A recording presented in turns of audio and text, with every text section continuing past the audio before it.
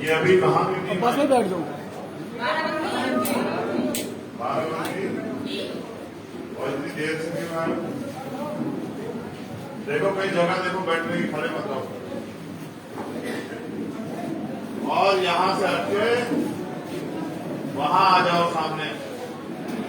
एक बार हमने पहले प्रयास किया था कि जो जगह खाली है उसको भर दें, जो लोग खड़े वो बैठ जाए।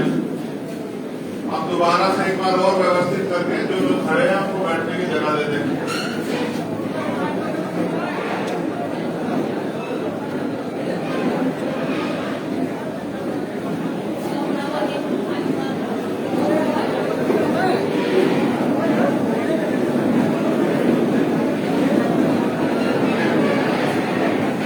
बहुत अच्छे, बहुत अच्छे।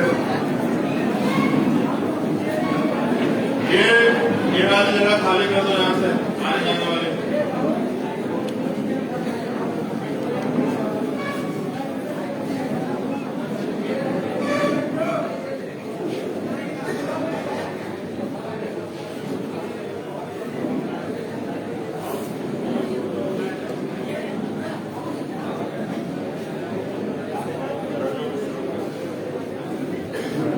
बैठो बैठो बैठो।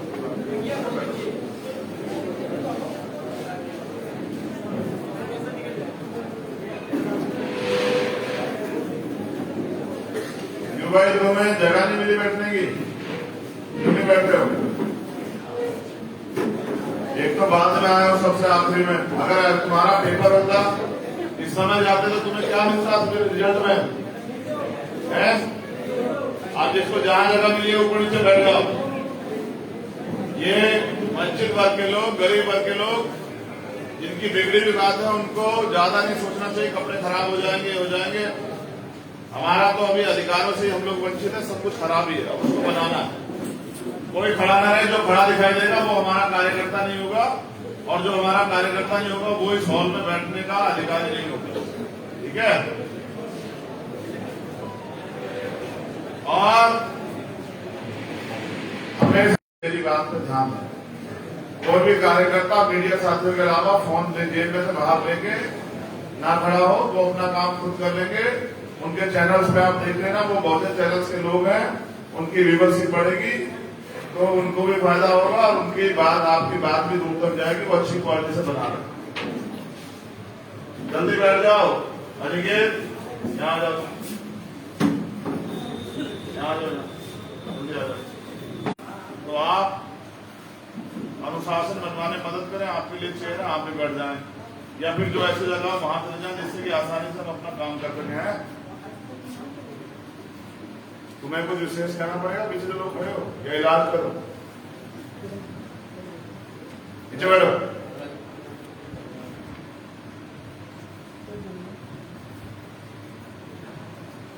जय भीम,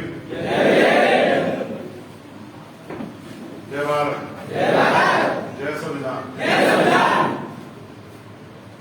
अपनी बात को शुरू करने से पहले मैं समझता हूं कि जो व्यक्ति मेरी बात नहीं मानता वो संगठन में रहने वाले किसी व्यक्ति की बात नहीं मानता होगा। तो दो नालायक लोग तो यहीं से दिख रहे हैं। तो वहां वो जो टोपी वाले के पीछे थे, वो देखो एक नालायक नंबर 1 देखो, ये एक, और एक ये यहाँ इसके थमले के पास में। तो जब मैंने कह दिया कि फोन बंद करके मेरी बात को काम गौर से सुन लो, तो फिर तुम्हारा दिमाग कहाँ है बताओ? इस फोन से सरकार बना लोगे? तो क्यों फिर जो है यहाँ बैठ के भी मुझे भी जो है ये सब चीजें कहने के लिए मजबूर कर रहे हो दूसरे लोगों के सामने? मैं तो सभी कार्यकर्ताओं का सम्मान करता हूं, लेकिन फिर आप जो है जब अपने आप में अनुशासन को तोड़ते हैं तो फिर ये अच्छा नहीं। करुणा के सागर तथागत गौतमपुर संत शिरोमणि सदगुरु रविदास जी महाराज, भगवान वाल्मीकि महाराज, गुरु नानक देव, संत कबीर, गुरु घासीदास जी महाराज, शिक्षा के जनक राष्ट्रपिता ज्योतिबा फूले, आरक्षण के जनक छत्रपति साहू जी महाराज, पाखंडवाद अंधविश्वास के को सबसे ज्यादा सक्रिय तौर पे खत्म करने का प्रयास करने वाले बैरियर रामास्वामी नायकर, संत गाडगे जी महाराज, नारायण गुरु, बाबू जगदेव प्रसाद कुशवाहा, जननायक कपूरी ठाकुर, दशरथ मांझी, बिरसा मुंडा, मां उदादेव पासी, मां रमाबाई, मां सावित्रीबाई फूले, मां अवंतिकाबाई लोधी, मां झलकारी बाई, मां फातिमा शेख, मां फूलन देवी,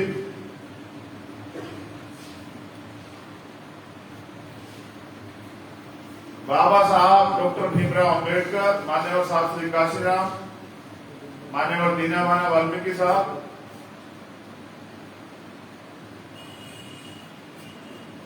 वीर अमर शहीद शहीद उधम सिंह, शहीद भगत सिंह, शहीद करतार सिंह सराबा, शहीद वीर अब्दुल हमीद। और आज इस भीम आर्मी स्थापना दिवस के अवसर पर और बहुजन साइकिल यात्रा के प्रथम चरण के समापन के अवसर पर एकत्रित हुए आजाद समाज पार्टी और भीम आर्मी के कार्यकर्ताओं का यहाँ अभिनंदन, स्वागत और आप सबको क्रांतिकारी जय भीम, निरा सलाम। अभी सम्मान के योग्य हमारे प्रदेश अध्यक्ष जी आपसे वार्ता कर रहे, तो वो आपको समझा रहे थे कि ताली कहाँ बजानी है, किन बातों पर गौर करना है, क्या करना है। मैं अपनी सारी बात लगभग आधा पौन घंटे में आप लोगों के बीच रखना चाहता हूँ। और उससे पहले मैं धन्यवाद देता हूँ यहाँ मंच पर उपस्थित हमारे कोर कमेटी के साथी अमित कसाना जी, भाई रविंद्र भाटी जी, हमारे सम्मानित प्रदेश अध्यक्ष सुनील कुमार चित्तौड़ जी, हमारे छोटे भाई और प्रदेश सचिव भीम आर्मी अनिकेत धानुक जी, यहाँ उपस्थित संभाग के प्रभारी और प्रदेश कोषाध्यक्ष कमलेश भारती जी, हमारे एक और संभाग प्रभारी और यहाँ मजबूती से काम करने वाले भाई अब्बास गाजी जी, हमारे पीछे बैठे हुए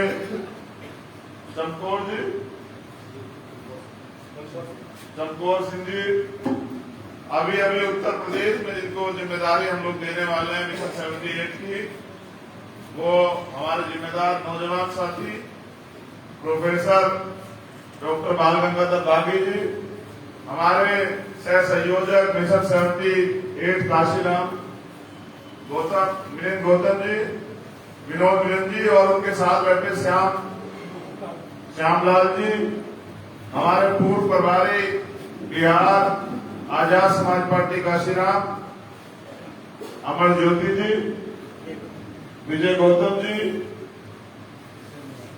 जितेंद्र दयाल दोहरे जी, राजेश जी, AK पंकज जी और अरविंद राजवंशी जी। और यहाँ उपस्थित इनसे अलग जो अन्य साथी हमारे जो सामने बैठे हुए हैं, जिनमें लखनऊ के अध्यक्ष श्री अजय कुमार आनंद जी, यहाँ तुम जिला अध्यक्ष हो, ये तो जिला तुम्हारा, तुम कहाँ बैठो, यहाँ जगह बना के यहाँ बैठ जाओ, दोनों के बीच में आ जाओ। यहाँ के भीम आर्मी के जिला अध्यक्ष अरविंद दत्तार जी, बड़े जो आप सबको जय भीम करो।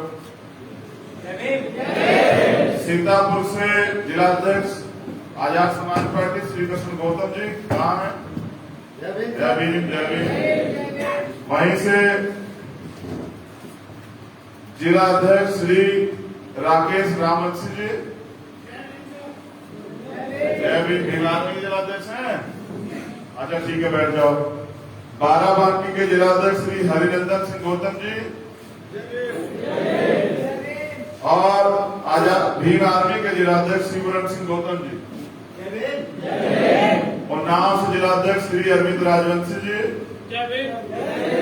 और वहीं से भीम आर्मी के जिला अध्यक्ष श्री विशाल गौतम जी, हरदोई से जिला अध्यक्ष आजाद समाज पार्टी नीलेश कुमार जी, जय भीम।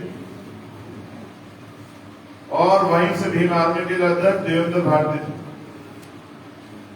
देवेंद्र भारती नहीं है, चलो कोई बात नहीं। अच्छा, इस मंडल के नौजवान ओजस्वी प्रभारी कुलदीप भार्गव जी, जय भीम। तुम भी यहाँ सामने इधर आ जाओ, चलो जगह बनाओ, दिलों में बन जाएगी जगह। अगर आप सुनने के लिए तैयार हैं तो हम अपनी बात शुरू करें।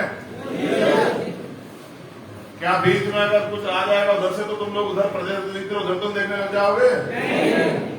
क्या अगले आधा एक घंटा तुम लोग हमें जिम्मेदार सुनना चाहते हो? आप सभी को ईद उल अजहा की भी हार्दिक मंगल कामना। ईद उल अजहा के त्योहार की वजह से हमारे बहुत सारे लखनऊ के जो साथी, महानगर और पीर के साथी जो मुस्लिम समाज से हैं, वो बेचारे त्योहार की वजह से यहाँ नहीं आ पाए हैं। तो जो लोग आए हैं उनका धन्यवाद। जो लोग नहीं आए किसी कारणवश, वो भी कहीं ना कहीं इस आंदोलन में काम कर रहे होंगे, किसी काम की वजह से नहीं पहुंचे होंगे, उनका भी धन्यवाद। भीम आर्मी भारत एकता मिशन, जिसकी वजह से मैं हूं, हमारे राष्ट्रीय कोर कमेटी के लोग हैं, आप तमाम लोग हैं जिन्होंने इस बहुजन समाज की सोई ऊर्जा को दोबारा जगाने का काम किया। आज हम उसका स्थापना दिवस मना रहे हैं। सबसे पहले उसी पे बात करेंगे।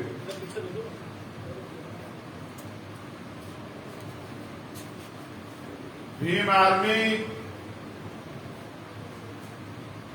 एक पहचान, जिसकी उद्देशिका मैंने आज ही भीम आर्मी के फेसबुक पेज से अपलोड की।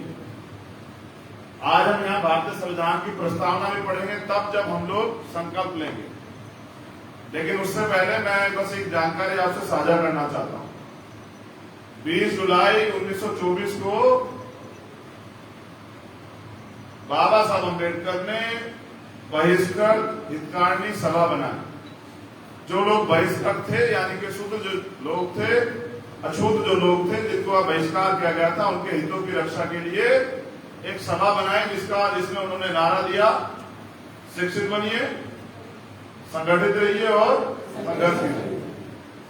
बड़े लंबे समय के बाद जब वो अन्याय अत्याचार बड़े पैमाने पे खत्म नहीं हुआ और हमने महसूस किया कि एक सामाजिक संगठन, जो माननीय काशीराम साहब कहते थे कि जिस समाज की सामाजिक जड़ें मजबूत नहीं होती उनकी राजनीति कभी कामयाब नहीं होती, तो अपनी सामाजिक जड़ें मजबूत करने के लिए 21 जुलाई को भीम आर्मी भारत एकता मिशन के नाम से एक संगठन को, जिसपे हम काम तो कर रहे थे, नाम हमने दिया 21 जुलाई को 2015 में।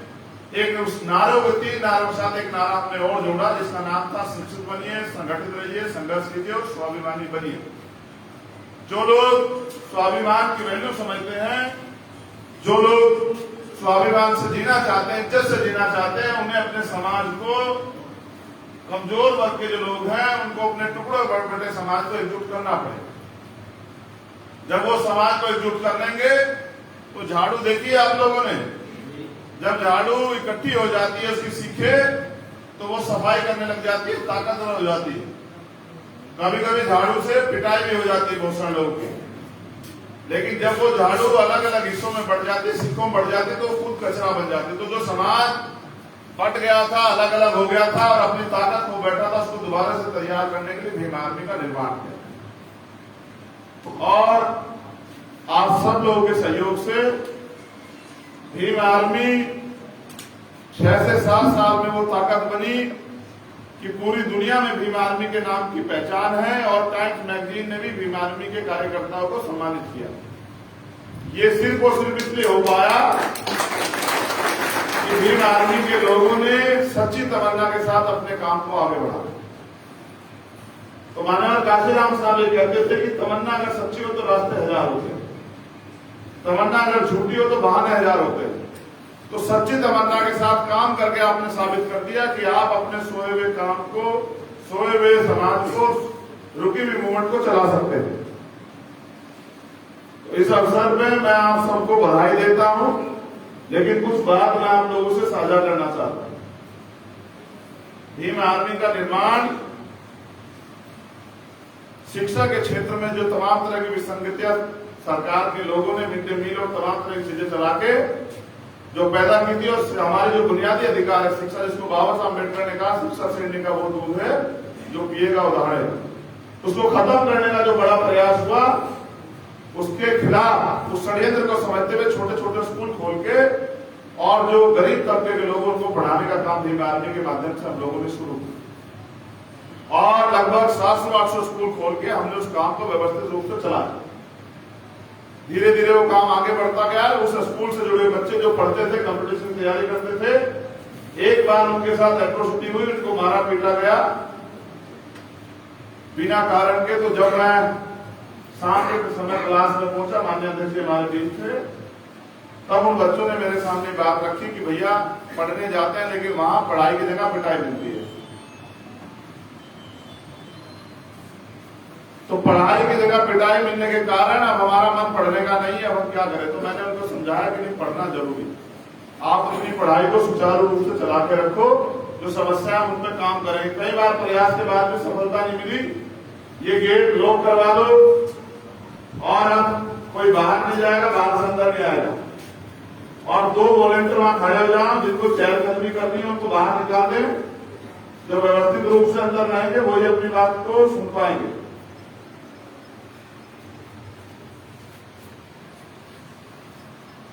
इस तरह से भीम आर्मी का काम बड़े पैमाने पर शुरू हो गया। और जो अन्याय अत्याचार उस समय हो रहा था, जो तमाम तरह की घटनाएं हमारे सामने आई, क्योंकि गांव से जुड़ा हुआ तबका जब वहां स्कूल खुले तो जुड़ने लगा। जब वहां गांव में कोई समस्या होती थी, वो समस्या को जो टीचर वहां पढ़ाते थे उनके सामने रखने लगा। तो ये भी एक नई समस्या खड़ी होगी, डिवाइडिंग पे काम कैसे किया जाए। तो फिर भीम आर्मी के लोगों ने जो अन्याय अत्याचार जो जाती होती थी उनको न्याय दिलाने के लिए, क्योंकि पढ़े लिखे लोग थे भीम आर्मी के, उनके लिए वो संबंधित अधिकारियों के पास जाने लगे। तो जब संबंधित अधिकारी काम नहीं करता था तो फिर वो अधिकारियों के पास जाते थे। इससे क्या हुआ कि एक चर्चा का विषय बन गया कि कोई ऐसा संगठन भी है जो गरीब शोषित लोगों को, जिनके साथ अन्याय होता है, उनको न्याय दिलाता है। जब किसी बहन का, किसी अधिकारी कर्मचारी, किसी का अपमान होता तो भीम आर्मी के लोगों से संपर्क करता। तो ये काम और बढ़ गया। और इसी तरह समय समय पे इस लड़ाइयों को लड़ते हुए कई सारी बड़ी घटनाएं हुई और भीम आर्मी के लोगों का कार्यक्षेत्र बढ़ता गया। सहारनपुर के गांव से चली भीम आर्मी आज देश में और विदेशों में अपने काम से अपनी पहचान बनाए हुए है। भीम आर्मी में कोई व्यक्ति ऐसा नहीं था जिसके बाप दादा परदादा जो है मुख्यमंत्री, प्रधानमंत्री रहे हो या मंत्री रहे हो। सब लोग आप जैसे गरीब परिवार से आए हुए लोग जो समाज के लिए कुछ करना चाहते थे, बाबा साहब अम्बेडकर, माननीय काशीराम साहब के मूवमेंट को आगे बढ़ाना चाहते थे, उन्हीं लोगों ने इस काम को आगे बढ़ाया। लेकिन ये समझने की बात आप सब लोगों के लिए, आज मैं पूर्वांचल के दौरे से आया, मैंने 17-18 जगह साइकिल यात्रा में मैं कुछ सम्मिलित हुआ, साइकिल यात्रा चलाई, उसके बाद लोगों से समीक्षा की, कार्यकर्ताओं को दिशा निर्देश दिए। आजमगढ़ पहुंचा, अम्बेडकर नगर पहुंचा, लखनऊ, सब जगह पर मैंने देखा कि कार्यकर्ताओं में जोश तो बहुत है, लेकिन अनुशासन की कमी बड़े पैमाने पर देखने को मिली। मुझे लगा कि जिस चीज की ज्यादा कमी है उस चीज को ज्यादा तैयार करना चाहिए। तो मैंने देखा कि जब मैं जाता हूं तो हमारे साथी कार्यकर्ता जो है फोटो के लिए होड़ लगा लेते हैं। उनकी भीड़ में कोई दुश्मन आके कोई नुकसान पहुंचा सकता है, उनको इससे कोई मतलब नहीं होता। वो मुझसे ये तो उम्मीद करते हैं कि वो हमारे भाई हैं, हमारे लिए काम कर रहे हैं, हमारे लिए पता नहीं उनके तमाम तरह के सपने मुझे लेकर उनके दिमाग में है। लेकिन वो ये नहीं समझते कि जब मैं उनके बीच में आता हूं तो कोई दुश्मन भी साजिश करके, जैसे पहले साजिश हुई है, उनकी भीड़ में आके हमें नुकसान पहुंचा सकता है, फिर आपके पास पछताने के सिवा कुछ नहीं बचेगा। तो इन बातों को नजरअंदाज कर देते। वो ये भी नजरअंदाज कर देते हैं कि वो आदमी चप्पल पहने होगा, हम बड़े बड़े जूते पहन के उसके ऊपर जब जाके उस पर हमला करेंगे, उसके पैर को नुकसान हो जाएगा, उसके हाथ को नुकसान हो जाएगा, उसको चोट लग जाएगी, इसी परवाह भी नहीं करते हैं। तो जो लोग अपने नेता की, अपने भाई की, अपने परिवार की परवाह नहीं करते तो वो समाज के सच्चे देशी नहीं हो सकते। जब मीटिंग आपका पहला कार्य संपन्न हो जाए, आपका जो प्रोग्राम जैसा आज का प्रोग्राम संपन्न हो जाए, तो फिर हम लोग विधिवत बैठ के अपनी बात कर सकते हैं, फोटो भी खिंचा सकते हैं, अपने सवाल जवाब भी कर सकते हैं। लेकिन सबसे पहली प्रायोरिटी हमारी रहनी चाहिए, जिस प्रोग्राम के लिए हम लोग आए उसको सफल करें। और उस सफल करने के लिए उसमें सब लोगों का योगदान होना चाहिए। जैसे साइकिल यात्रा का प्रोग्राम है तो सब लोग व्यवस्थित रूप से डिब्बियां लगा के अपनी साइकिल यात्रा को संपन्न करें। और जब संपन्न हो जाए फिर बचे हुए समय में 2-3 घंटे में अपनी बात में रखें, अपने फोटो भी खींचें, सारे काम करें। लेकिन कभी आपने ऐसा देखा कि पेपर के टाइम हम लोग जो है आराम करते हैं और आराम के टाइम पेपर देते हैं, ऐसा कभी होता है? पेपर देने के लिए वही 2-3 घंटे का समय होता है। ऐसे अपने प्रोग्राम के लिए सफल करने के लिए वही 3 से 4-5 घंटे का प्रोग्राम होता है, वो सफल हो जाएगा तो फिर यही आपकी सबसे बड़ी कामयाबी और आपका मान सम्मान यही आपके नेता के नजरों में, आपके पदाधिकारियों के नजरों में, समाज के नजरों में बनता है। अब मैं जब आजमगढ़ पहुंचा तो मैंने नोटिस किया कि कुछ कार्यकर्ता बहुत हल्ला शोर कर रहे थे, मोटरसाइकिलों को ऐसे रेस दे रहे हैं और एक अजीब से तरह की आवाज निकाल रहे हैं। तो मुझे बड़ी निराशा लगी कि ये लोग तो जो समाज तैयार ही नहीं है, जो समाज ये नहीं सोच रहा कि इससे क्या असर समाज पे पड़ेगा, वो लोग क्या जो है लोगों को तैयार कर पाए जो खुद ही तैयार नहीं। फिर मैंने सारी चीजें छोड़ के आजमगढ़ में उनको तैयार करने का काम किया। इसका हमें फायदा जो है वो अम्बेडकर नगर मिला। जब हम अम्बेडकर नगर पहुंचे तो वहां कार्यकर्ताओं में बड़ा अनुशासन जो है वो देखने को मिला। तो मैं समझता हूं कि अगर इन बातों को भी मैं आपको नहीं समझाऊंगा तो दूसरे व्यक्ति की तो बात आप मानेंगे नहीं, तो फिर आप समझेंगे कैसे। तो मुझे बुनियादी बात समझाने की बजाय आपको सरकार कैसे बनानी है, सामना कैसे करना है, लोगों को कैसे जोड़ना है, ये सब बताने की जगह पहले आपको अनुशासन सिखाना पड़ रहा है। ये पिछले 6-7 साल में नहीं हो पाया। ये मेरे लिए बहुत कठिन विषय है। मुझे ऐसा लगता है कि चैप्टर का पहला ही पन्ना जो है वो पूरा नहीं पढ़ पाए हैं लोग। अनुशासन सफलता की सर्वप्रथम कुंजी होती है। आपको याद है जब कोई आर्मी में जवान भर्ती होता है तो सबसे पहले क्या करते हैं वो लोग वो सबसे पहले उसे ट्रेनिंग सेंटर भेजते हैं।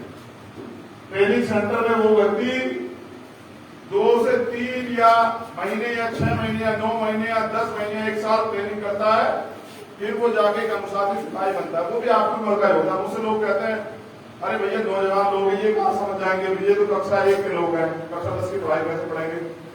तो फिर मैं समझाता हूँ कि ये वो लोग हैं जिनके दिलों में दर्द, जो पैसे से नहीं आते, जो सुविधाओं से नहीं आते, जो भूखे पेट आते हैं, मोटरसाइकिल से आते हैं, साइकिल से आते हैं, किराया मांग के लाते हैं, किराया दिए बगैर आते हैं। ये वो लोग हैं जिनके दिलों में समाज के लिए दर्द है। इनको अगर थोड़ा समझाया जाएगा तो समझ जाएंगे। इसीलिए मैं समझता हूं कि समझाना बहुत जरूरी है, क्योंकि एक दूसरे को समझाने से लोगों के समझ में बातें आ जाएंगी और जब समझ में बातें आएंगी तभी वो दूसरे व्यक्ति को समझाएंगे। क्या आपने देखा कोई बिना पढ़ा लिखा व्यक्ति दूसरे व्यक्ति को पढ़ा लिखा सकता है? इसलिए हमें जो लिखा गया है उसको पढ़ना चाहिए।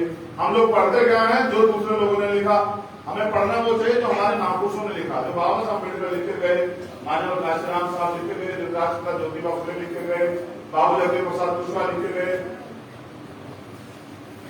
एक और ये हमारे राम स्वरूप वर्मा जी हुए, उन्होंने लिखा कि जिंदा कौम 5 साल इंतजार नहीं करती। क्या नहीं करती? 5 साल इंतजार अगर सरकार किसी और की बन गई तो सरकार अत्याचार करेगी, तो जिंदा कौम अत्याचार नहीं करती, वो तो अत्याचार के खिलाफ जवाब देती है, अपना आंदोलन करती है। काशीराम साहब कहा करते थे कि जब आप विधानसभा में लोकसभा बहुमत में ना हो तो सड़कों पर बहुमत में रहना, जिससे कि सत्ता तानाशाह ना हो। बाबा साहब अम्बेडकर ने कहा कि लोकतंत्र में सत्ता के साथ विपक्ष की भूमिका बहुत अहम है, तो विपक्ष की भूमिका इसलिए अदा करनी चाहिए जिससे कि सत्ता तानाशाह होकर लोगों के अधिकार न हड़पने लग जाए, लोगों पर जुर्म ज्यादती न करने पर लग जाए, ऐसे कानून न बनने लग जाए कि लोगों का शोषण हो।